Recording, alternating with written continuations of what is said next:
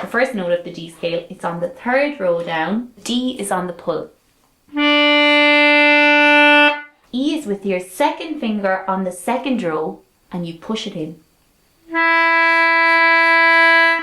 F sharp is on the inside row. You use your little finger or your pinky finger to pull it out. To find G, it's on the first row with your first finger and you push it in.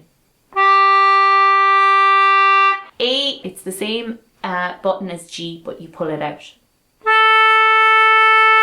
Then for B, you're going to move to your right hand side. It's with your first finger in the middle, top row, and you pull it. C sharp on my concertina happens to be on the pull there, but a lot of you will find it there on the push. And then to finish off, the high D is over here and you push it in.